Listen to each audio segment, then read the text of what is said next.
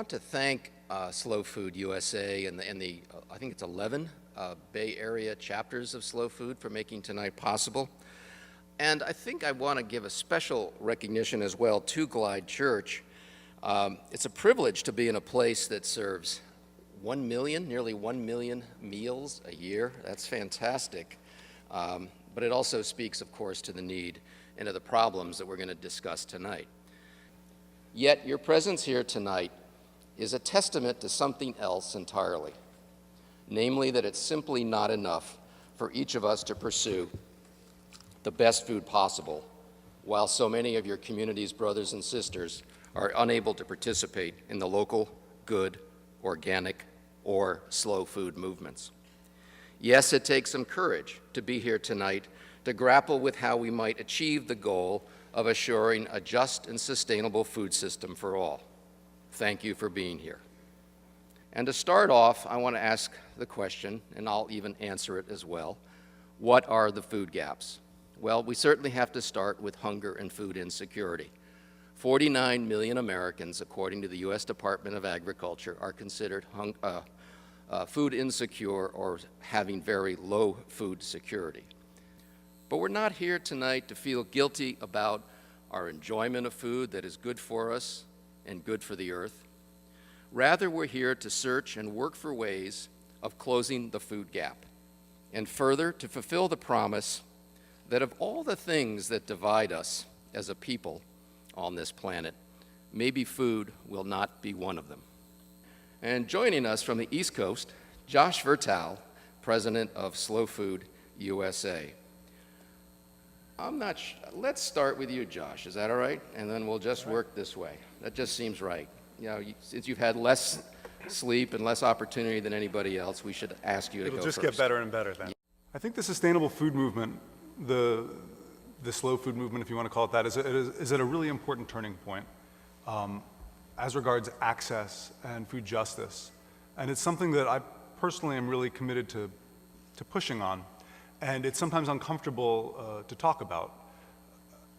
Right now, I think we all in this room acknowledge that people who are poor, people of color, are disproportionately hurt by food and farming.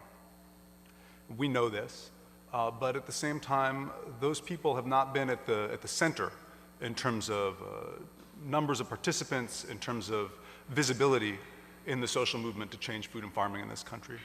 And I think that that's no longer acceptable. And we need to talk about that, and I hope we'll talk some about it tonight. Historically, people in my position have gotten questions like, well, what do you say about a person who cannot afford to shop at the farmer's market or who doesn't have one nearby? And often the answers went something like this. They would say, well, it's important for those people to realize that this is a priority and we need to spend more on our food. I think that that's an okay answer to people who do have the resources to do it. But I think it's a completely unacceptable answer when we're talking about the people who don't. You cannot say that to a single parent who's trying to hold down multiple jobs and making hard choices about, in the Northeast, say, heating your house or feeding your kids. That's an insulting answer.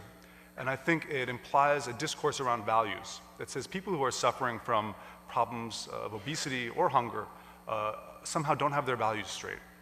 I think it's vital we shift to a discourse around rights and say that food that is good for the people who grow it, food that is good for the people who eat it, and food that's good for the environment isn't a privilege for the few, but is a universal right.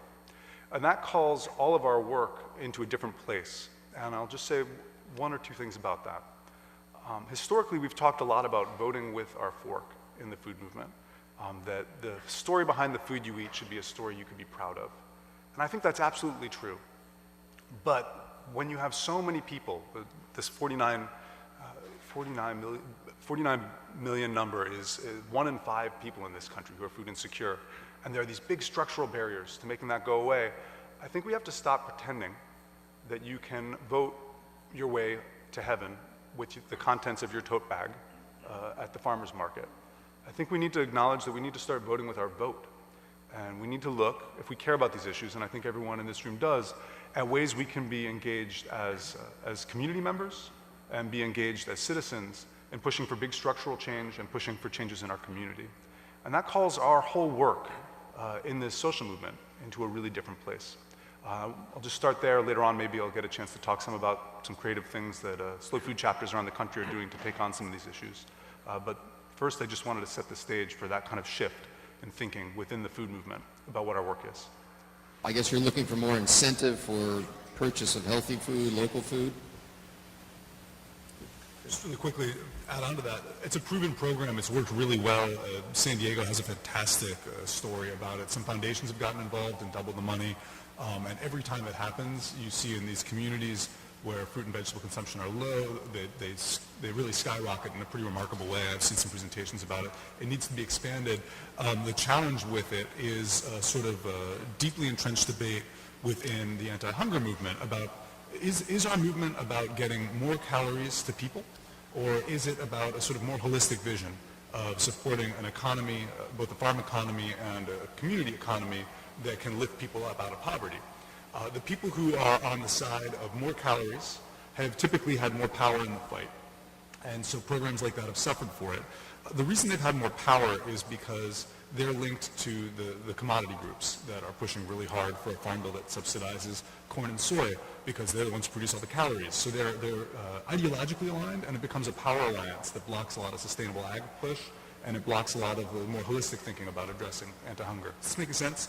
So people who want a lot of calories to feed people are friends of the people who want a lot of government subsidies to make sure there's lots of cheap calories. And people who want a more holistic food system and an integrated economy, both in the farm economy and in community economies, are on the other side of that.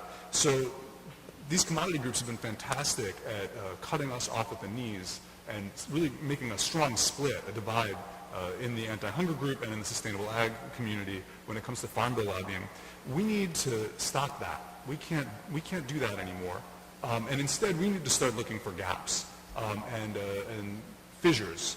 On the other side, one that came up that I think is really interesting, these hearings about Monsanto and antitrust, the major funding behind the group that has pushed for these hearings comes from DuPont, right? DuPont wants what I want. They want to bust the trust.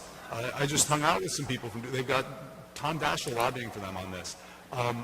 They want to help anyone who wants to bust Monsanto's trust. Now, are we deeply strategically aligned with DuPont? Hell no, right? But are we strategic partners tactically for this moment where we try to take down a portion of Monsanto's market share? Absolutely. So we need to make those similar kinds of convenient alliances in the same way that the Chekhovs around commodity groups are doing it to break up farm bill lobbying that we want to do. We also need to be really careful in our thinking. Pelosi's not aligned with the Farm Bureau at all.